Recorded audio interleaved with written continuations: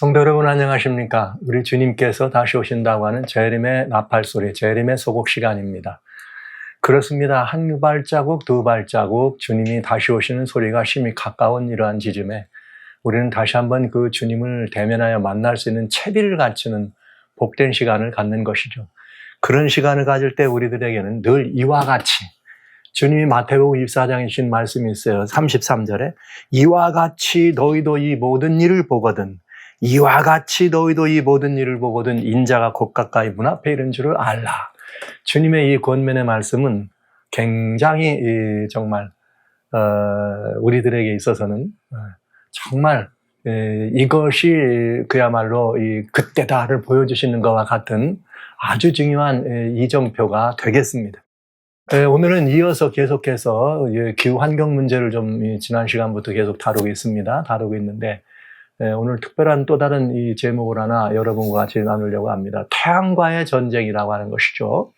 뜨거워지고 더워지는 이 세상 형편을 바라보면서 태양과의 전쟁을 일으킨 선포한 나라가 있습니다. 미국입니다. 우리는 그 미국을 천조국이라고 하죠. 뭐 천조국이라고 하는 말을 하는 이유는 미국에서 특별히 세계 경찰 국가로서 미국의 그런 그 군사력이나 이런 모든 것들을 중요할 때 미국이 그런 역량이 천조에 해달란다. 그래서 해당한다. 그래서 천조국이라는 말을 쓰죠. 그런데 이 천조국 미국이 그야말로 지구촌의 수비대가 돼가지고 지구성의 수비대가 돼가지고 태양과의 전쟁을 선포했습니다. 그런데 과연 이것이 정말 결말이 어떻게 될까요? 지구를 구할 수 있을 것인가? 이런 문제가 이 귀추가 이목이 집중되는 그런 시간입니다. 이 부분은 재림에 이렇게 이 서곡 속에서 안 다룰 수가 없는 그런 문제네요. 아주 중요한 의미가 있기 때문에 그렇습니다. 네, 그렇습니다. 이제 저는 지속해서 지난 그 7월 달에, 특별히 7월 4일에 역대급 지구촌의 평균 기온이 이렇게 17.8도라고 하는, 그래서 산업혁명 이전보다 1.5도 오르는 이 문제에 있어서 이제 드디어 그 걱정하고 우려하던 그 시간이 왔다는 것을 얘기해 주고 있었어요.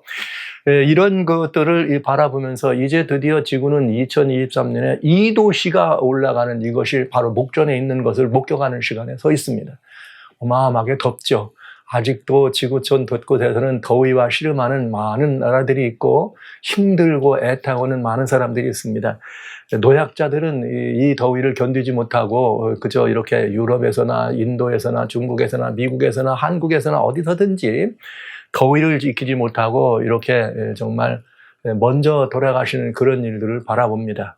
오죽하면 유엔에서는 지구가 이제는 글로벌 워밍이 아니라 글로벌 보일링이다. 즉 온난화가 문제가 아니라 지금은 완전히 이게 그야말로 열대화다. 이런 이야기를 하면서 또 다른 곳에서는 이것은 지구와 생태계에 대한 사망선고다. 이런 말을 하게 됐습니다. 이제 바야흐로 지구촌은 생존을 위해서 온 지구촌 인류의 이 생명과 그야말로 생존을 위해서 무언가 하지 않으면 안 될 그런 절체절명의 위기에 직면했다고 하는 사실은 누가 봐도 정말 부정할 수 없는 시절이 된 거죠. 사실 이런 일들은 언제부터 있어 왔느냐? 올해 이미 얘기됐습니다만, 특별히 이제 80년대부터 시작된 이런 문제가 있었습니다만은, 지구의 온난화 문제가 지구의 이런 모든 그 생태계와 지구의 생존 자체에 대한 위협이 된다고는 대대적 각성이 2010년에 멕시코의 칸쿤에서 열렸어요. 칸쿤 환경 기후회의에서 지구의 온도가 만약에 2도가 더 올라간다면, 2도가 더 올라간다면 여기에 그린랜드의 빙하는 완전히 녹아버리고 생태계에는 더 이상 사람이 살 수 없는 이런 이 상황이 된다. 지구촌의 생태계 3분의 1이 멸종할 수밖에 없다. 이런 선고를 하면서 10년 안에 이 문제에 대한 답을 내리지 않으면 지구는 위험해진다. 이런 발표를 하게 됐습니다. 그러니까 지금 그린랜드의 빙하는 알라스카 같은 경우는 지금 거의 다 빙하가 사라져 있고요.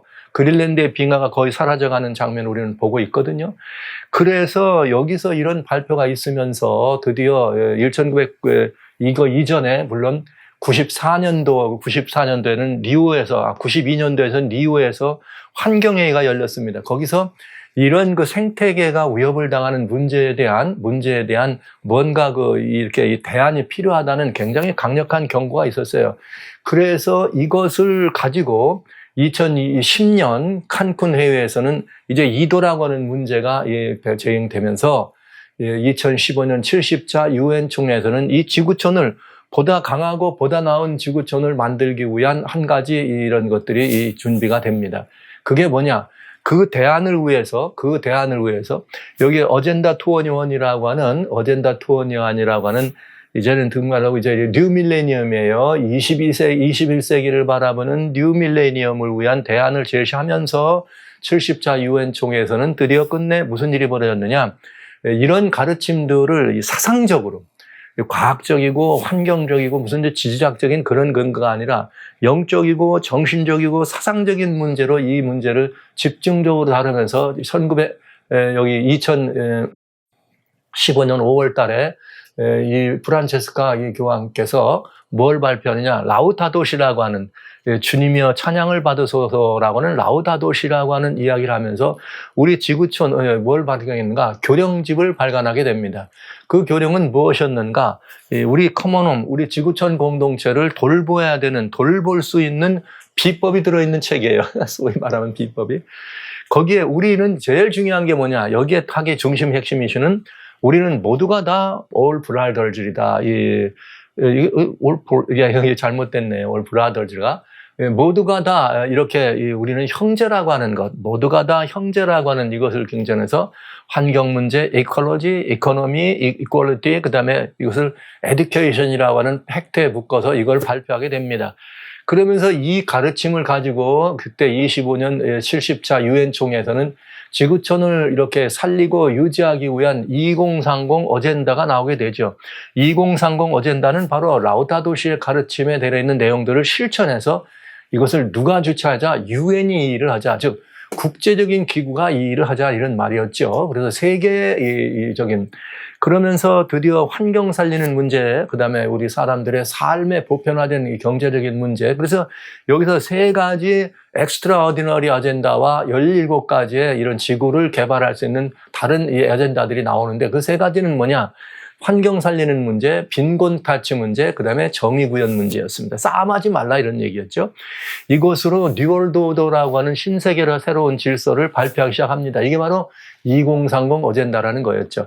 그래서 이것이 발표되면서 그해 12월 달부터 프랑스에서 COP21이라고 하는 환경회의가 열리면서 전 세계 195개 나라가 뭉쳐서 이제 드디어 환경 문제에 대한 대안을 세우는 문제 적극적인 이렇게 이 활동을 표명하기 시작했죠. 이제는 국가라고 하는 공권력을 중심으로 해서 이 문제가 대안이 세게 된 것입니다. 그리고 전 세계가 합동되는 일이 벌어지게 된 거죠. 자, 이렇게 되면서 이 95년도에 이 일이 되는데 이것을 좀 더 현실성 있고 좀 더 구체적인 방법으로 이렇게 각 나라마다 이렇게 진행해야 되는데 이것을 미국과 유럽이 더 잘 사는 나라들, 소위 G7이나 G20가 앞장서서 이 일을 해야 된다고 하는 어떤 그런 이것들을 좀 더 이렇게 고취시키면서 드디어 5년 뒤, 2015년이죠. 5년 뒤입니다. 여러분 보세요. 92년대 리오 회의, 2010년에 칸쿤 회의, 2015년에 70차 유엔총회 파리 회의, 2020년에 다보스 포럼을 통해서 뭐가 발생되느냐? 더 그레이트 리셋라고 하는 지구촌을 새롭게 완전히 재설정해야 된다. 그러면서 이제 뉴 월드 오더리라고 하는 이런 문제에 대한 이야기가 들어서게 된 것입니다. 그럼 이런 일들을 완성시키기 위해서 먼저 해야 될 일이 뭐냐? 경제적인 이런 문제. 그 경제적인 문제에 대한 이걸 공동체적인 대안 마련을 위해서 2023년 금년부터는 뭐가 나왔느냐? CBDC라고 하는 센트럴 뱅크가 즉 중앙은행이 지원하는 디지털 커런시예요. 그래서 디지털 커런시를 만들어내 놓고 그것은 곧 사용하는 사람들에겐 디지털 아이디가 되겠죠. 이 전자 여권과 같은 그런 신분 증명이 된다 하는 것이죠.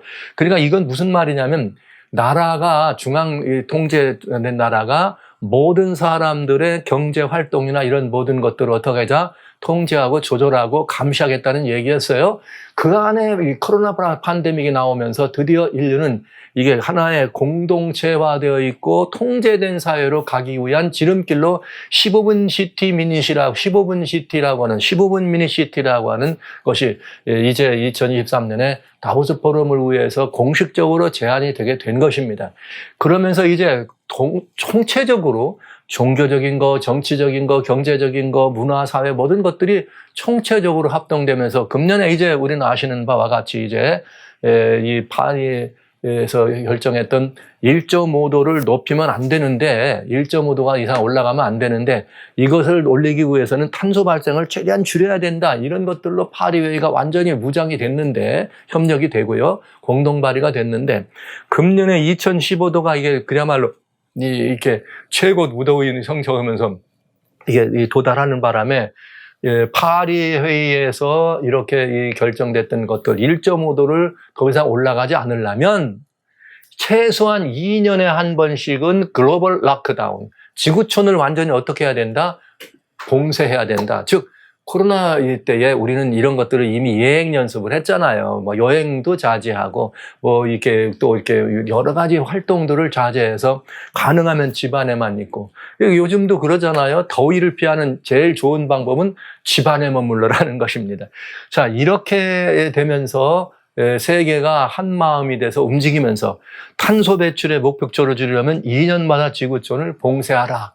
이런 일들을 하면서 지구촌 봉쇄의 첫 번째 중요한 것은 뭐냐면 어떤 형편이든 뭐라는 거예요. 사람들이 어디서 무엇을 하는지 그 삶의 모든 정황들을 트래킹, 그 모든 것들을 어디에서 뭘 하는지를 다 살펴서 감시하고 통제하고 조절해야 된다는 거죠. 이런 것들을 위해서 카본 풋프린트라고 하는 이런 이 제도가를 다보스 포럼에서 얘기하고 금년 5월 달에는 이것들을 모든 사람들이 써야 된다고 했는데 아직 이것이 활성화되지 않았지만 금년 8월 달에 시작되어 있는 여기 YD라고 하는 세계 유스 데이라고 하는 그야말로 캐토릭이 중심이 되어 있는 세계 청년의 날, 청년 대회가 리스본에서 열리면서 드디어 뭐가요? 공식적으로 카본 풋프린트 칼큘레이터가 애플리케이션으로 주어지면서 약 80만 명이 그 대회에 공식 참여자이면서 실제 거기에 모여들었던 사람은 약 150만 명 정도 된다는 통계가 발표되면서 그 사람들이 여기에 두 가지였어요. 탄소를 줄이기 위해서 우리의 이동을 자제하고 그 다음에는 심지어 먹는 것고 이게 채식으로 바꿔라. 그래서 고기를 먹지 않으면 그 육류를 생산해내기 위해서 발생하는 탄소를 줄일 수 있고 일거양득이다. 그러면서 또 이동하는 것들을 가능하면 전기차, 자전거를 이용하고 탄소 배출하는 차를 차지 않는다면 이런 의미로 얘기하면서 자신이 그 탄소 배출을 얼마나 줄이고 탄소를 얼마나 발생하느냐에 따라서 이것들을 가져가는 여기 카본 풋프린트가 드디어 어떻게 됐어요? 공식적으로 출시돼서 150만 명의 사람들이 일단 이것을 가지고 전 세계로 퍼져나갔다.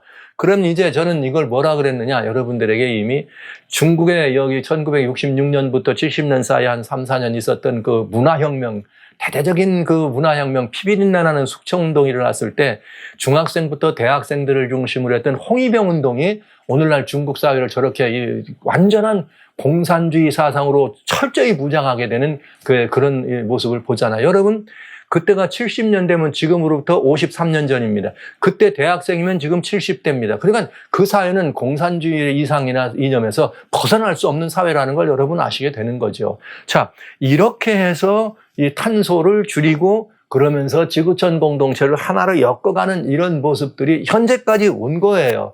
그런데 여러분, 현재까지 온 거예요. 워낙 금년 들어가지고 더워가지고 너무 더워서 이렇게 정말 7월 달 들어가지고 이런 엄청난 세계적인 현상들을 바라보면서 7월 27일 날 드디어 미국에서는 백악관에서 바이든 대통령이 무슨 일을 하느냐? 드디어 어떻게 하게 됐느냐? 마치 태양이 지구촌을 어떻게 하고 있는 것? 반격하는 것과 같은 태양이 반란을 일으킨 것과 같이 이 뜨거워지고 더워지는 이런 현상들에 대해서 드디어 더위 때문에 이렇게 극단한 이런 그 더위 때문에 백악관에서 대통령이 특별 담화를 발표할 수밖에 없는 지경에까지 들어간 것이죠. 그 7월 달에 미국에서만 더위로 죽은 사람이 한 600여명, 유럽에서는 10,000명 이상 돌아가셨죠. 자, 이렇게 특단의 대책을 얘기하면서 여기 다른 특별한 문제보다는 가능하면 나가지 말고 우리가 이 공동체적 이런 차원에서 이렇게 그 농사 짓는 사람들 또 활동하는 사람들을 위해서 정부가 지원하고 이렇게 할 테니까 가능하면 나가지 말고 활동을 자제하라. 이런 얘기들을 27일 날 발표해요. 그러면서 다른 중요한 이 발표가 일어나게 됩니다. 이게 여기서는 뭐냐면 바이든 대통령이 지역사회죠. 우리 미국이라고 하는 이 지역사회를 보호하기 위한 굉장히 이런 중요한 것들을 발표해요. 그러면서 여기서 발표돼 내려오는 이런 이 선상들을 볼 때 이런 얘기를 말할 수밖에 없는 이유는 그 다음 날이죠. 인류와 생태계의 완전한 사망 선고와 같다 할 만큼 엄청난 더위가 정말 이렇게 전 세계를 쓸어가는 것을 보게 된 것입니다. 자, 그래서 그때에 무슨 특단의 대책을 발표했느냐? 여기에 이런 발표를 하게 됩니다. 이런 대안을 제시합니다. 그건 뭐냐? 여기 너무나 더우니까 이렇게 끄은 더우는 뭘 말했냐면 점점 더 그야말로 이런 기후변화로 인해서 그야말로 패닉 상태, 공포감 갔을 때 화이트하우스에서는 뭘 했냐? 딤더선, 태양을 뭐하라 좀 가리우라. 즉 태양빛이 너무 강렬하니까 태양빛을 좀 어떡하라? 좀 줄여라. 태양의 열을 좀 줄여라. 태양의 뜨거움을 좀 이렇게 딤하란 말은 내리라는 뜻이에요. 가려워라. 이런 대책을 발표하게 된 것입니다. 특단의 대책을 발표하게 된 거예요. 그래서 이 발표가 뭐냐면 조심스럽게 뭘 열었냐면 지금부터 연하고도 정리했냐면 태양이죠. 태양열을 슬로우 글로벌 워밍, 지구가 더워지는 온난화 현상을 더 이렇게 가속되지 않고 슬로우 점점 줄이기 위해서 태양열을 블로킹하는 막아라 이거예요. 즉 태양과의 뭘 선언한 거예요? 태양은 뭐 해야 됩니까? 빛과 열을 발산해야 되는 그 항성입니다. 그야말로 이 별입니다. 그런데 이것을 막아라. 태양과의 전쟁을 선언하게 된 것이죠. 자, 그런데 이 태양과의 전쟁을 선언하는데 뭘 선언했느냐? 성층권에 이 황화물질이 들어있는 에어로졸을 인젝션, 주사하라. 이런 이야기를 한 거예요. 사실은 성층권은 여러분 지층으로부터 약 15km부터 50km 사이에 들어있는 이 층이 청층권인데 우리는 거기에는 전리층인 오존이 들어있는 전리층도 성층권에 속하는 것이죠. 근데 거기에다가 여기 에어로졸을 뿌리는 거예요. 에어로졸을 뿌리면은 지구로 태양이 와가지고 구름에 비쳤을 때 이 바다에 떠있는 구름이 비치면 태양열이 반사되는 그것처럼 이런 똑같은 구름과 같은 것을 에어로졸을 만들어서 뿌려놓으면 성층권에 뿌리면 이것들이 어떻게 한다? 다시 이렇게 올라가게 한다. 그래서 태양을 반사하는 쉴드를 만들겠다 이거예요. 그러니까 지금까지와는 좀 달리 비를 만들기 위해서 여러분 캠트레일, 콘트레일 이런 말들을 많이 들어보셨죠. 이 산화질소를 하늘에다 산화철을 또래가지고 비를 만들기도 하고 무슨 그걸 이렇게 조절을 하기도 한다 이런 말이 있었는데 이건 그게 아니고 황화물질입니다. 설파이드 황화물질을 이렇게 쓰린 이런 것들이 그 동안에 언제부터 발표되냐? 필리핀에 있는 여기 화산이 한번 터졌어요.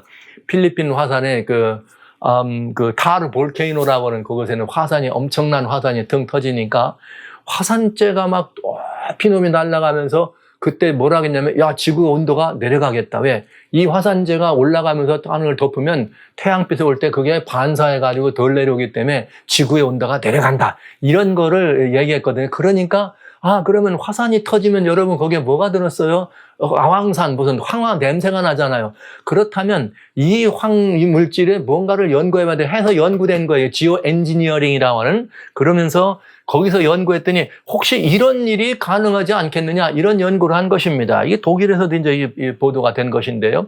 지구에다가 그걸 에어로졸을 뿌리면 쿨링 더 플래닛 지구를 좀 식힐 수 있지 않느냐. 왜?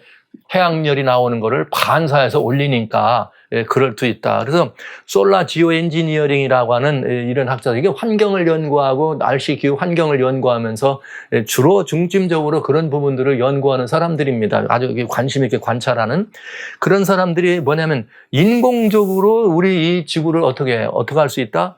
이렇게 이 쿨링 시킬 수 있고 그렇게 해야 된다. 이거 하지 않으면 안 된다는 얘기죠.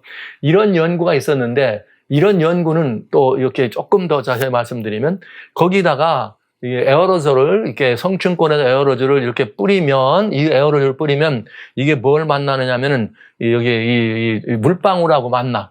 거기다 뿌려져 있는 이게 에어로졸 황화물질입니다. 이게 설파이드니까 이 황화물질을 거기다 떼우면 이 물방울이 뭐 역할을 하냐면 구름처럼 서로 그 황화물질과 에어로졸과 연결이 돼서 구름의 역할을 해가지고 1년 내지 3년 동안은 태양을 다시 위로 어떻게 한다? 반사해 올릴 수 있다. 이런 개념이에요. 이런 개념이 있는 것을 이번에 백악관에서 뭐라 그랬느냐? 그 정도 가지고는 안 되고 지구촌 완전히 성층권을 어떻게 하라? 덮어라 이거예요. 뭘로? 완전히 이렇게 그러면서 필요한 만큼 인젝션 한다. 그러니까 이거를 그 물질을 덮어서 태양이 오면은 이게 어떻게 반사하는 거죠. 없는 데는 여기 직접 이렇게 대기권으로 들어오게 돼 있고요. 그래서 이런 현상인 것입니다. 그래서 이 성층권을 완전히 뭐 하라는 거예요? 이 가리개로 덮어라 이런 뜻이죠. 인공과 과학으로 가리개를 덮어라. 이렇게 덮으면 여기서 태양을 반사해 나가니까 어떻게 된다? 이렇게 지구를 쿨다운 시킬 수 있다. 그러면 다 덮어서 이렇게 되면 여기 완전히 오면은 지구가 완전히 너무 냉각되면 안 되잖아요. 그러니까 인젝션. 필요한 곳에는 어떻게 하는 거예요? 이렇게 이 인젝션처럼 주사한단 말이에요. 주입한단 말이에요. 열어서 더위도 덥기도 하고 서늘하게도 하는 이런 형식으로 지구촌을 어떻게 해보자? 보호하자. 지금 미국에서 대대적인 태양과의 전쟁을 선포한 것입니다. Dim the sunlight, 태양 썬레이, 태양열이나 태양의 빛을 어떻게 하라? 좀 더 가리워서 그 열을 더 감소시켜라. 더 내려라. 이런 전쟁이 시작된 거예요. 태양과의 전쟁을. 자, 이렇게 해서 이런 일들을 진행하기를 이제 의회 차원에서 하도록 이렇게 이 바이든 행정부가 선포를 한 것입니다. 그래서 이제 이런 문제에 대해서 세계적인 여론들이 이제 긍정과 이렇게 부정적인 여론들이 일어나게 되죠. 그러면서 태양열을 막는 것, 이게 뭐야? 환경변화, 기후변화와의 전쟁을 뭘 하겠어요? 그래서 태양열을 말이죠. 블락킹한다. 태양을 완전히 막는 그런 일. 태양에서 지구로 오는 이 태양 빛과 열을 차단하기 위해서 지구를 둘러싸는 일을 하겠다 이거예요. 설페이드 에어로졸이라고 하나 아니면 또 거기엔 또 뭐 다른 걸로 할 수 있겠죠. 그러면서 더 효과적인 걸로 위해서는 컨트레일이나 캠칠이라는 게 뭐냐면 비행기가 이렇게 하늘을 날아가면 어떤 때 보면 이렇게 구름띠가 나오잖아요. 그래서 구름띠가 나오는 이런 것들을 보고 컨트레일이라 그래요. 근데 그거를 그냥 구름띠가 아니고 이렇게 비행기가 나갈 때 아니라 비가 너무 많이 오는 데서는 거기에 화학물질을 섞어가지고 뿌려 일부러. 그럼 그런 구름을 만드는 거예요. 그때 이산화철이나 혹은 망간 이런 크롬들 이런 것들을 활용해서 만들어서 하늘에다 뿌리는 일을 국지적으로 했습니다. 비도 만드는 일을 한 것입니다. 근데 이건 그게 아니라 지구 성층권을 이렇게 덮자는 거예요. 그리고 필요한 만큼 이렇게 열어서 할 수 있도록 이런 일을 하자. 그렇게 되면 에어로졸만 가지고는 되지 않겠죠. 뭔가 그것이 움직일 수 있고 뚫기도 하고 막기도 하는 게 돼야 되니까 그렇게 되면 뭐가 돼야 돼요? 전리층에 있으니까 전리물질이 들어가야 된다. 그러면 또 이상한 많은 말들이 나오게 될 것입니다. 백악관에서 이걸 선포한 것이에요. 그래서 여기 이 백악관에서 태양빛을 막고 지구를 이렇게 지구로 오는 태양의 빛을 막는 이 문제에 대해서 드디어 이렇게 이 선언하고 여기 이 백악관에서 이 문제에 대해서 어떻게 하라 그랬다고요? 이게 pushing to 이게 정말 의회 차원에서 이런 일을 하도록 그야말로 강권하게 된 것입니다. 자, 이 태양열을 막는다고는 이런 일. 과연 이게 어떤 일을 가지고 올 것인가? 이렇게 미국이 왜 이런 일을 가져오는가? 지구촌 이걸 살리기 위한 이런 일 아니에요? 그런데 여러분, 이런 현상들을 이렇게 해서 막는 걸 보고 Solar Radiation Modification이라고 돼요. 이건 뭐냐면 태양에서 나오는 다양한 그 광선들이 있죠. 자외선이든 방사성이든 이런 것들을 마디피케이션, 줄이기도 하고 늘리기도 하는 이런 것들. 그래서 이거를 지오 엔지니어링이라고도 하고 솔라 레디에이션 마디피케이션이라고 하는 이런 것들입니다. 그래서 이런 이 층들을 쏘아 올려서 이것이 빛을 반사하도록 하는 일을 하겠다. 과학실에서, 실험실에서는 이미 완성된 것이고요.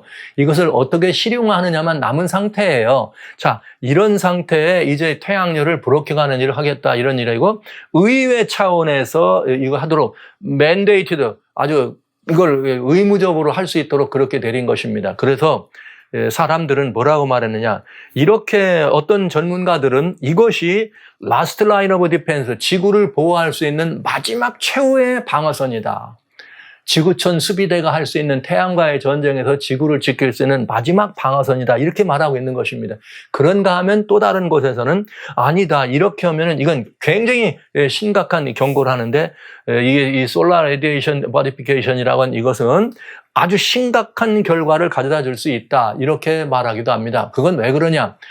더위는 식힐 수 있어요. 태양에서 내려오는 방사선이나 자외선 이런 모든 걸 막아서 더위는 식힐지 모르지만 솔라 플레어를 막으니까요. 식힐지 모르지만 인류의 건강에는 치명적이다. 여러분, 그 구름을 만들기 위해서 만들었던 그 이산화철이나 거기서 떨어져 있던 이런 망간 이런 것들이 비가 돼서 땅으로 쏟아지면 물로 다 들어가잖아요. 그래서 이런 것들이 실행화되고 국지적으로 이용되면서 어떤 일이 벌어졌는가? 요즘 치매가 사망률이 그저 낮았던 치매율이 지금은 사망률 4위까지 올라왔습니다. 심혈관 질환 빼놓고는 치매입니다.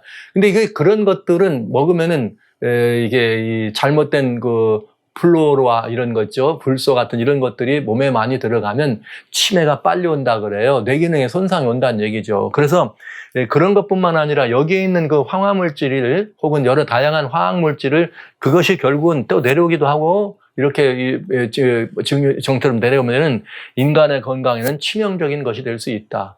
그래서 과연 이것이 인류를 구할 수 있는 답이냐 이 말이에요. 여러분, 이 문제에 대해서 우리는 따져봐야 합니다.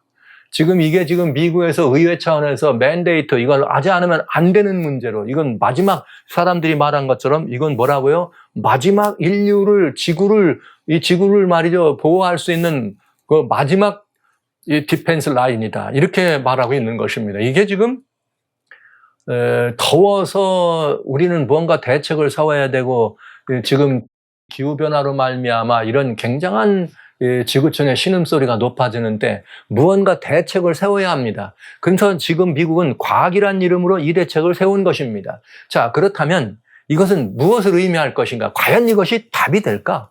이 미국이 말이죠, 지구촌 경찰 국가 아닙니까? 그러면서 지금 지구촌의 수비대가 돼가지고 지구를 살리는 운동을 이렇게 시작을 한 것입니다. 선언하고. 그래서 우리는 좀 따져봐야 돼요. 미국이 태양과의 전쟁을 선포했는데 도대체 미국은 왜 이런 대책을 내어놓을까? 그 다음에 이 대책은 과연 올바른 대책인가? 이거의 결과는 과연 무엇일까? 진정한 답이 될 수 있는가? 이런 문제는 좀 따져봐야 된다 이 말이죠. 미국은 이런 이것들을 우리들에게 보여주는데 이런 경우들은 따져봐야 될 일이다. 왜 이런 대책을 내어놨을까? 이제 이런 것들 우리는 따져봐야 돼요. 한번 생각해 보자면 이런 것들을 얘기할 수 있어요. 자, 재앙의 원인이 무엇인지를 대책을 세웠단 말은 재앙의 원인이 태양이라는 걸 알았다는 거죠.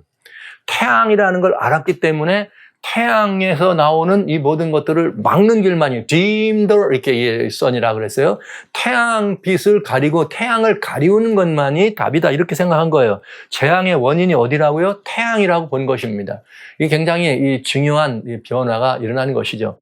그런데 이것을 이제 한번 따져볼게요. 그렇다면 지금까지 우리 카본 풋프린트나 이런 것들을 만들어야 된다고 말이죠. 그냥 막 다 혈안이 돼가지고 전 세계가 이게 말했잖아요. 그 말은 무슨 말이에요? 인류가 이 온도가 점점 올라가긴 올라갔는데 언제부터 이렇게 급상승을 시작했느냐? 1980년대부터 급상승을 하기 시작합니다. 그런데 이 인류가 이렇게 이 지구촌의 이 기후가 이런 변화가 나오는데 왜 이렇게 더워졌느냐? 원인을 탄소 발생이 높아지면서 이런 일이 있었다. 그러면서 1950년대경부터 탄소를 많이 썼기 때문에 이런 이 지구촌의 글로벌 워밍이 시작됐다. 그러니까 탄소가 발생의 원인이다 이렇게 말을 한 거예요. 그것 때문에 탄소를 줄여라. 그래서 이걸 가지고 사람들을 묶고 막 통제하고 하는 것들은 뭐예요? 탄소 줄여라, 탄소 줄여라. 파리 회의도 뭐예요? 탄소 줄여라. 전부 지구가 더워지는 문제를 탄소에다 집중시킨 거예요. 한편으로. 전부. 근데 이제 금년 7월 27일부터는 미국은 어디하고 전쟁을 선포했어요? 태양과. 아니다. 지구가 더워지는 이유는 어디에 있다? 태양의 문제가 있다. 이렇게 얘기한 거란 말이죠. 이것이 사실은 우리가 잘 생각해보면 알 수 있는 거예요. 그러니까 탄소가 원인이 아니라고는 직접적인 뭐가 되는 거예요? 공개적이고 직접적인 인정이 되는 것입니다. 그렇다면 우리는 지금까지 이 인류가 글로벌화되었다고 하면서 글로벌 주의자들이 몰아가고 있는 라우다도 시가 소위 몰아가고 있는 그런 것들은 굉장히 실질적인 것과는 아닌데 사람들을 통제하고 막는 수단으로 만들어진 것이라는 것을 금방 우리는 깨달을 수가 있는 거죠. 그리고 두 번째, 이런 이것들은 또 무슨 원인이 또 하나, 그런데 탄소다 하는 것도 똑같은 결과고 이것도 역시 마찬가지예요. 이게 태양이 데려오는 것을 막아라 이 말은 결정적으로 뭘 막으라 이런 뜻이냐. 예수님이 다시 오실 때 있을 재림의 징조를 보지 못하도록 하려는 일이다 이거죠. 이 징조를 못 보게 하기 위해서 뭘 하는 거예요? 이 태양을. 만약에 재림이 징조라면 인간이 막을 수 있다 없다? 없다. 근데 인간이 이런 방법으로 막는다면 그건 뭐가 되지 않는 거예요? 재림의 징조가 되지 않는 거죠. 그러니까 탄소도 마찬가지예요. 탄소가 원인이다? 그래? 그러면 탄소 발생을 줄이면 될 거 아니에요. 탄소를 안 쓰면 될 거 아니에요. 좀 원시적으로 살더라도. 그러면 지구는 다시 식어가야 될 거 아닙니까? 그러면 탄소 쓰지 말라고 하면 될 걸 왜 굳이 지구에다 위에다가 저걸 뿌려서까지 태양이 다가오는 것을 막으려고 하는가? 이건 뭐냐? 재림의 징조를 보지 못하도록 하는 일이라 이런 일이죠. 그래서 이건 결국은 이렇게 하면서 결과는 인류의 건강과 수명을 위한 치명적 위해가 된다. 결국은 무슨 말이에요? 이것은 답이 된다, 안 된다. 안 되는 아주 위험한 이런 결과를 가져올 수밖에 없다는 것을 알 수가 있습니다. 왜냐? 자, 이제 우리는 지난 시간에 재앙의 원인이 뭔지 레이기와 이런 부분들을 통해서 살펴봤어요. 왜 재난이 일어나는지. 자, 오늘 또 한 번 이 문제에 대해서 굉장히 중요한 문제를 다뤄보려고 합니다. 재앙이 왜 일어났는가? 이번 지금 더워지는 이 재앙이 왜 일어났는가를 알아야 된다. 지난 시간에는 보편적 재앙의 이야기를 했다면 이번에는 태양이 뜨거워지는 이 한 가지만 가지고 태양과의 전쟁이 일어났으니까 이 문제에 대해서 다뤄보자 이거예요. 자, 재앙이 일어나는 원인에 대해서 우리 한번 따져볼 필요 있어요. 창세기 하나님의 말씀입니다. 창세기 6장에 보면은 여호와께서 나의 신이 영원히 사람과 함께하지 않는다. 왜냐하면 이제 그들은 육체가 되고 그들의 날은 120년이 되는데 이유가 뭐냐? 사람의 죄악이 세상에 관영함과 마음의 생각이 모든 게 항상 악해서 땅 위에 사람 지으심을 한탄했어요. 땅에 사람 지음을 한탄하고 사람을 다 지면에서 쓸어버릴 수밖에 없겠다.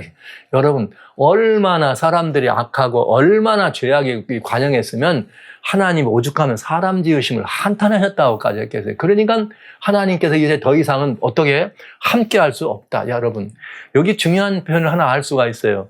하나님이 사람과 함께 하지 않는 것은 사람이 싫어서 하나님이 사람을 떠나는 게 아니고 사람이 하나님을 내버리고 내쫓아서 사람들과 함께 할 수 없어서, 즉 이 말을 다른 말로 말하면 지구촌에 있는 사람들이 악이 관영해서 하나님을 내쫓았다 이 말이에요. 그랬더니 하나님이 결국은 싹 쓸어버리라. 이 말씀을 잘 보시면 인간의 죄악이 넘치면 하나님은 어떻게 할 수 있다? 우리와 함께 할 수 없다. 하나님의 신은 떠나신다 이 말입니다. 그러니까 하나님의 신이 떠나는 이유는 우리와 함께 하셔야 되는데 하나님의 신이 떠날 수밖에 없는 이유는 사람이 죄악이 넘친다. 그러니까 이 죄악이란 뭐냐? 하나님을 마음에 두기를 싫어하는 게 죄악인 걸 알 수가 있는 것이죠. 자, 이제 이렇게 됩니다. 그러면 한번 따져볼 필요가 있어요. 따져봐야 되는데 여기에 말씀드린 것처럼 죄악이 넘치면 하나님이 떠나시는데 과연 어떻게 됐느냐 보시죠. 창세기 7장에는 노예 600세대 내 2월 곧 그달 17일에 기품에 샘이 터지고 하늘의 창들이 열면서 40주야를 비에 땅에 떨어집니다. 40주야를 떨어졌더니 물이 불어가지고 천하의 높은 산이 다 불어 15규빗에 이르렀더라 이렇게 됐어요. 그랬더니 모든 산들이 다 덮였다 이럽니다.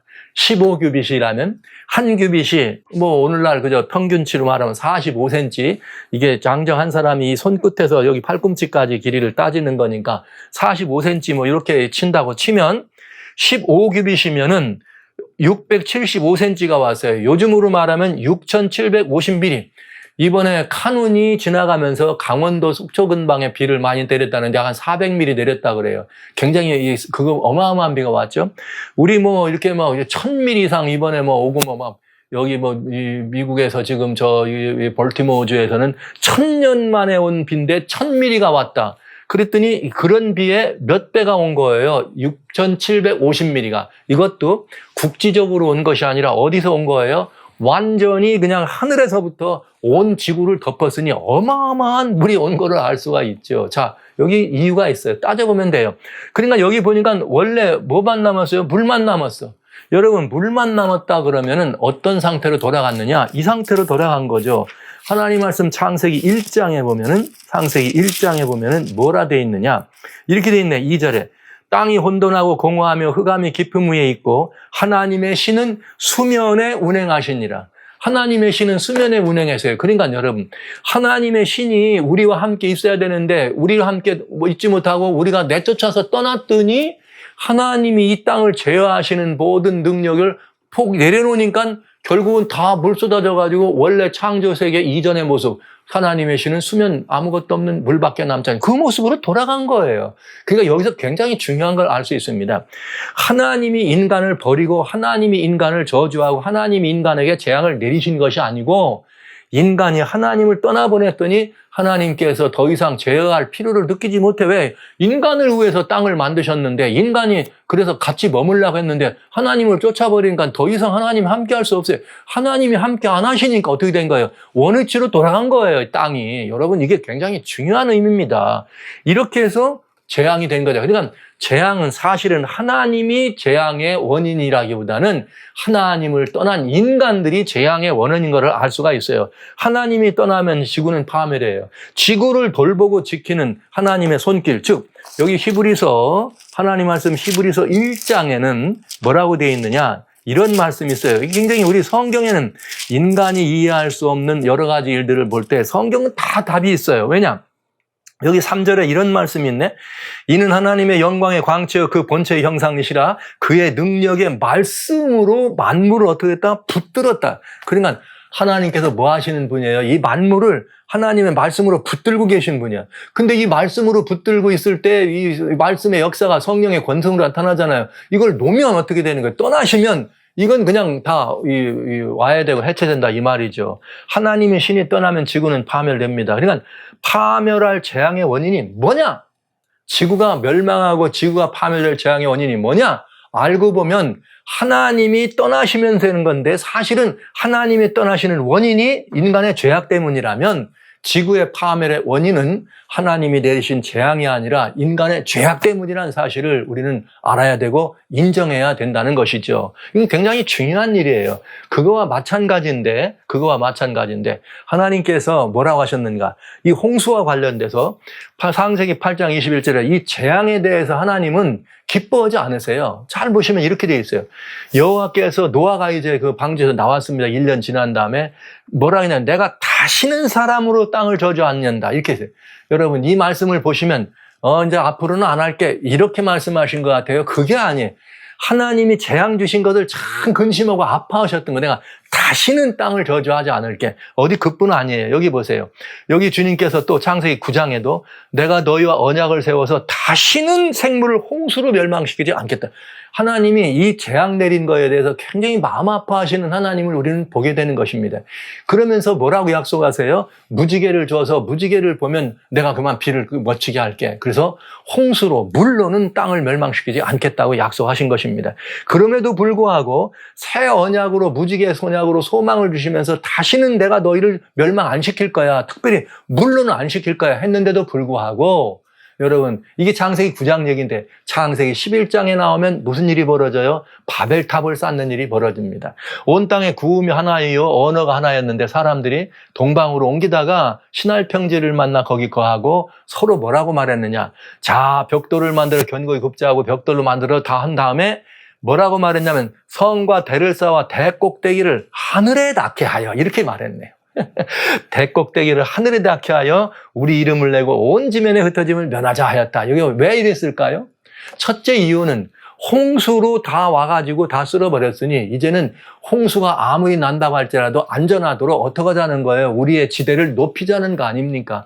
그래서 하나님이 우리에게 그런 걸 내린다 할지라도 우리가 스스로 살아남아서 오히려 하나님의 그런 것들이 우리들과 같이 하지 않도록 통제할 수 있도록 어떻게 하자는 거예요? 더 높여가보자. 이런 뜻 아닙니까? 인간이 뭘 한 거예요? 하나님을 대적하고 하나님의 주권에 대한 도전을 한 것이죠. 언약을 믿지 않는 사람들 이야기입니다. 언약을 믿지 않고 인위로 바벨탑을 쌓아서 스스로 자구책을, 그러니까 하나님을 떠난 또 다른 인생들의 모습은 구원의 길을 하나님께로 찾지 아니하고 인간적인 방법으로 찾더라. 바벨탑을 쌓는데 말이죠. 이 어마어마한 과학 아니겠어요? 그 엄청난 과학의 인간의 인지, 하나님이 주신 인간의 인지로 그런 일들을 한 것입니다. 그래서 인위로 하나님의 주권에 도적하는 일을 보았습니다. 그런데 바벨탑 사건은 그렇다 쳐요. 네, 거기서 우리는 힌트를 본 거지만 마지막 시대의 재앙이 어떻게 되냐가 중요한 거죠. 오늘 우리가 이걸 보려고 하는 거니까요. 보세요. 베드로후서 3장 3절 5절에 먼저 이것을 알지니 말세에 나오죠. 기롱하는 자들이 와서 조롱하고 모욕하고 희롱하는 이게 뭔가 이렇게 모욕적인 사람들이 와서 자기의 정욕을 쫓아 행하며 그러면서 뭐라고 말하느냐? 가로되 주의 강림하신다는 약속이 어디 있느냐? 그러니까 예수님의 재림을 뭐 하는 거예요? 부정하는 거예요. 무슨 예수 재림이 있다는 말이야? 우리 땅이 어떻게 된지 알아? 조상들이 잔 이후로부터 만물이 처음 창조할 때와 같이 그냥 있는데 하늘이 옛적부터 있는 것과 땅이 물에서 나와 물로 성립한 것도 하나님의 말씀으로 된 것을 저희가 일부러 잊으려 함이라. 즉 이 말은 하나님이 이 모든 것들을 창조하시고 이것들을 주권하신다는 것을 일부러 의도적으로 고의적으로 잊으려고 한다 이 말이에요. 그러니까 이 사람들이 마지막 때 사람들이 무슨 일을 하느냐? 자기의 정욕을 쫓아 행하는 사람들이에요. 자기의 유익을 위해서 자기의 정욕을 쫓는 이기적인 욕망 때문에 하나님을 부정하는 죄인들을 말하는 것입니다. 말세 그들이 하는 일이 뭐예요? 재림이 없다. 주의 재림을 뭐 하는 거예요? 부정하는 것입니다. 주의 재림을 부정하고 두 번째 뭐예요? 재림을 부정하는 이유는 하나님의 창조 주권을 무시하는 행위죠. 옛날부터 이뤄왔는데 말이야. 무슨 말이지? 이러가면서 하나님의 창조 주권을 무시하는 사람들. 이것이 마지막 때 있다는 얘기죠. 이렇게 마지막 때 이런 일이 있어서 하나님의 주권을 무시하면 뭐가 와요? 재앙이 와. 처음에 재앙은 하나님의 창조 주권을 주시했더니 이 노아 때 무슨 일이 벌어집니까? 홍수가 와서 다 멸절하잖아요. 그것처럼 마지막 때 한번 보시죠. 자, 베드로후서 3장 6절 이로 말미암아 그때 노아 때 세상은 물이 넘침으로 멸망하였다. 뭘 해가지고? 하나님의 창조 주권을 뭐 해가지고요? 무시했기 때문에. 이게 답이 나오는 거예요. 노아 때도 하나님의 창조 주권을 무시하는 바람에 이렇게 된 거예요. 그래서 하나님이 떠나신 거죠. 마지막 때 어떡하냐? 이제 하늘과 땅은 동일한 말씀으로 뭐하기 위하여? 불사르기 위하여 간수하게 된 바되어 경건치 아니한 사람들의 심판과 멸망의 날까지 보존해다. 그러니까 그때는 홍수로 끝냈지만 마지막 때는 어떤 일로 심판하겠다? 불로 심판하겠다고 된 거예요. 그러니까 바벨탑을 쌓는 사람도 그거 물로는 안 된다고 하는 말에 대한 언약을 믿지 않고 하나님의 말씀을 불신한 거고, 마지막 시대 이 사람들도 노아 때 그런 일이 있었던 거를 알면서도 그걸 부정하고 주님이 다시 오신다는 것도 부정하고 하나님의 창조 주권을 부정합니다. 그런데 뭐라 하겠느냐? 베드로후서 3장 여기 7절에 10절에 그러나 주님의 날이 도적같이 오리니, 예수님 오신다 이 말이에요. 그날에는 오실 때 뭐가 일어나냐? 하늘이 큰 소리로 떠나가고 체질이 뜨거운 불에 풀어지고 땅과 그 중에는 모든 일이 드러나리라. 여러분, 놀라운 일입니다. 마지막 때에 예수님 오시기 전에 무슨 일이 벌어져? 온 땅이 뜨거운 불로 풀어진다고 얘기되어 있는 거예요. 그러니까 불재앙이 오는 거예요. 즉 마지막 재앙은 물과 홍수가 아니고 뭐가 와요? 마지막 재앙은 불의 재앙이다 이 말입니다. 그러면 이제 여러분 답을 지금 금방 찾으신 거 아니에요? 자, 여기 이미 뭐 홍수가 어디 있고 홍수가 어디 있고 이렇게 말하지만은 그 홍수가 어디 있고 하는 걸로는 역사는 끝나지 않아요. 마지막은 뭐예요? 더위예요. 불의 재앙이에요. 성경은 이렇게 말하고 있습니다. 그렇다면 오늘날 이 뜨거워지고 있는 이런 형편들을 바라보면서 우리들의 생각이 어떻게 돼야 되겠습니까, 여러분? 자, 여기 마지막 때 7 재앙이 있습니다. 7 재앙 때 한번 보시겠습니다. 계시록 16장 8절. 넷째가 대접을 해 쏟음에 해가 권세를 받아 불로 사람을 태우니 사람들이 그게 태워진지라. 야, 놀랍죠? 여기 짐승과 우상에 경배하게 되는 일이 벌어지면 그때는 완전히 태양이 어떻게 된다요? 뜨거워서 사람들을 불로 태운다는 거죠. 그렇다면 지금 짐승의 우상과 이것이 세워지기 직전이라면 지금 일어나고 있는 이런 현상들은 뭐예요? 이런 일이 있기 전에 일어날 전조적인 것이죠. 전조. 너무나 분명합니다. 성경에 이런 말이 없다면 제가 여러분에게 드리는 이 말씀이 허망된 얘기 같고 꿈꾸는 얘기 같지만 성경이 너무나 순서대로 정확하게 되어 있어요. 노아 때는 이랬고 앞으로는 불이다. 근데 마지막 때 또 결국 노아 때와 똑같이 사람들의 행적이 하나님을 부정하고 창조권을 부정하더라. 그러니 이제 남은 건 뭐다? 불의 심판인데 그 심판의 모습이 재앙 때 어떻게 된다? 해가 이렇게 망하게 된다. 완전히. 그리고 예수님 오실 때 이게 더 이렇게 완전히 완성되는 걸 보게 되는 거죠. 그런데 마지막 재앙은 이렇게 된다 그랬어요. 마지막 재앙은 태양과 불의 재앙입니다. 그러면 문제는 이거죠. 어떻게 하면 인류는 생존에 어떻게 해야 되겠냐 이 말이에요. 인류의 생존은 어디에 달렸냐 이 말이에요. 자, 탄소, 카본 프린터를 가지고 우리 앱에다 깔아가지고 탄소를 줄이면 살아남을 수 있어요? 이 불을 막을 수 있어요? 이 불재앙을? 아니면 지금 미국이 말하는 것처럼 태양의 전쟁을 선포하고 말이죠. 성층권을 완전히 다 이렇게 화학 물질로 덮으면 태양열이 못 들어오도록 하면 지구는 그 안에서 살아남을 수 있습니까? 우리의 생명체가 여러분 그렇게 살아남을 수 있어요? 태양빛이 없는데 식물이 자랄 수 있습니까? 태양빛이 없는데 식물이 안 자라면 우리가 먹고 살 수가 있습니까? 안 되잖아요. 자, 그러면 인류의 생존은 그걸로도 답이 아닌데도 불구하고 사람은 그렇게 한다는 거죠. 하나님을 조롱하고 비웃으면서 자기의 정욕을 쫓아서. 인류의 생존은 뭐에 달렸는가? 이 재앙의 모습을 보면 알 수 있어요. 이렇게 돼 있어요. 16장 9절이죠. 8절. 재앙을 행하는 권세를 가진 하나님의 이름을 회방하고 회개하여 영광을 돌리지 않더라. 이 말은 무슨 말이에요? 회개하면 이게 어떻게 될 텐데 이게 안 될 텐데 회개하지 않더라 이 말이에요. 한 번뿐이 아닙니다. 16장 여기 재앙 때 우리 성경은 우리 여기다가 이렇게 하나님의 이름을 회개하지 않더라. 그러니까 인류의 생존은 뭐에 달렸느냐? 회개에 달렸다 이 회개. 자, 그런데 여기 한번 보시죠. 미국이 태양과의 전쟁을 선포했는데 이 모든 답은 뭐가 되는 거예요? 인류를 향한 답이 아니라면 그건 뭐냐 이 말이에요. 이게 중요해요. 인류를 향해서 답이 아니라면 성경은 회개하면 우리가 해결할 방법이 있다. 이것처럼 보이는데 미국은 태양과의 전쟁을 선포했다. 그럼 이게 뭐냐 이거. 미국의 전쟁 선포는 인류를 향한 미혹입니다. 미혹. 무슨 미혹이냐?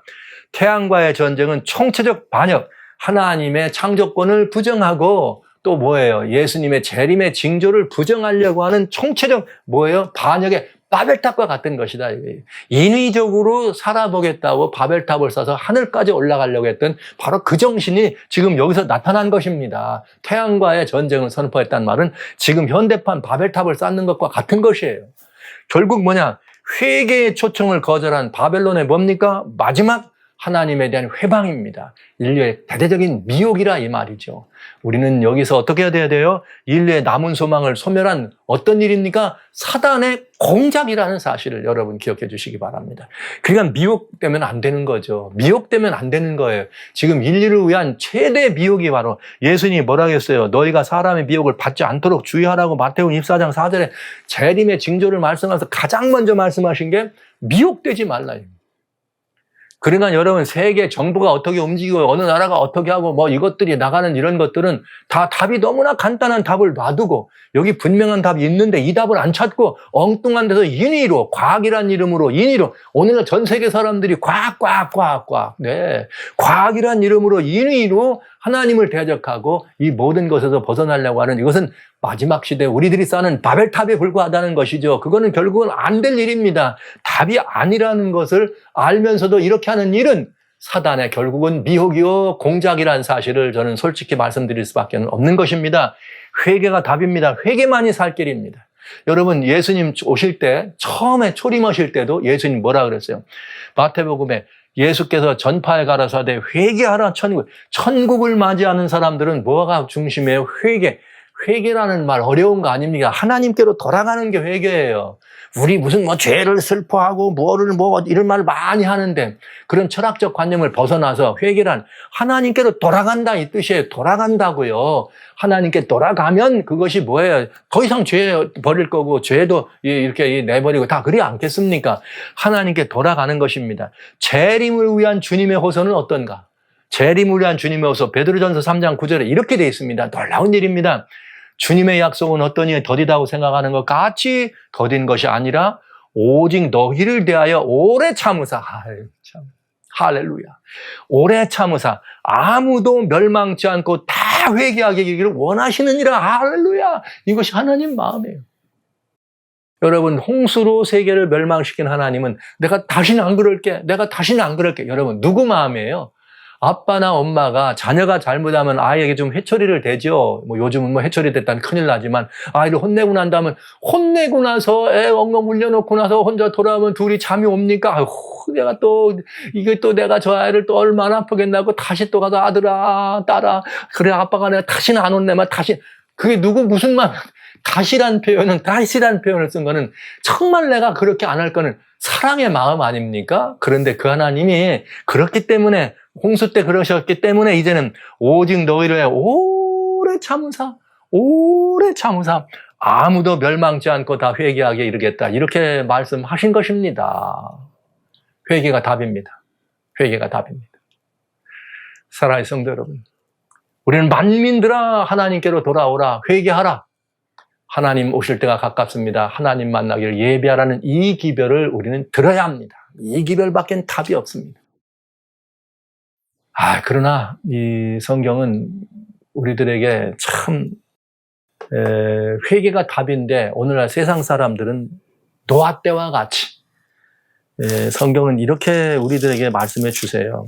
회개가 답인데 우리에게 재앙이 떨어질 때 나팔이라고 하는 걸 때 6째 나팔이 끊어질 때 계시록 9장에 보면은 이렇게 큰 재앙에 6째 나팔 여기 나팔에 대한 얘기는 제가 계시록 연구 지난번에 하나님께서 우리들 여기 재림의 소곡 가운데 이렇게 하나님의 심판에 관한 44번이 있습니다. 거기에 보면 여기 이 나팔에 관한 이야기가 좀 들어 있습니다. 한번 보시면 되겠네요. 이런 큰 재앙을 맞아도 사람들은 그 손으로 행한 일을 회개하지 않더라. 계시록 9장 20절 회개하지 않더라. 또 살인과 복술과 음행과 도둑질을 회개하지 않더라. 이렇게 말해요. 그런가 하면 계시록 16장에는 이건 이미 재앙이 떨어졌을 때 마지막 재앙이 이제 예수님 오시기 직전에 그 재앙이 그런 재앙이 있는데도 아까 4번째 재앙에도 사람들이 회방하고 회개하지 않더라 나오죠. 여기 다섯째 재앙 때도 뭐라고 하냐. 아픈 곳과 좋은 길을 위해 하늘의 하나님을 회방하고 저희 행위를 회개하지 않더라. 여러분 여기에 이런 이 회개하지 않고 오히려 사람들을 회방하는 이런 모습들을 여기 이 성경 가운데는 우리 이런 모습들을 보는 것은 굉장히 이 마음에 정말 불행하고 아픈 마음입니다. 여기 7번째 재앙이 끝났을 때도 사람들이 뭐라고 한지 아세요? 하나님을 회방하니 그 재앙이 심히 큽니다. 회방하지 않더라 이렇게 나와 있어요. 그러나 사실 성도 여러분, 성경은 우리들에게 이렇게 말합니다. 오래 참으사 아무도 멸망치 않고로 회개하기를 원하시느라. 하나님은 회개하기를 원하시는데 사람들은 회개하지 않더라. 역사의 마지막 모습입니다. 성도 여러분들은 어느 쪽입니까? 우리는 선택해야 합니다. 그러나 이 역사의 마지막 부분에 온 세상 사람들은 하나님 편을 선택하지 않습니다. 즉 돌아오지 않더랍니다. 그러나 세상을 살릴 길은 그럼 없달까요? 여기서 끝일까요? 다음 시간은 그래도 혹시 세상에 희망이 있다면 누가 세상의 희망인가? 무엇이 인류의 희망인가를 살펴보는 시간을 여러분과 함께 가질까 합니다. 그러나 오늘 급합니다. 우선 눈에 보이도록 태양과의 전쟁을 선포하고 하나님을 대적한 역사의 한 조각을 바라보면서 사랑하는 성도 여러분, 회개해야 되겠습니다. 만민들을 향해 회개의 초청을 외쳐야 되겠습니다.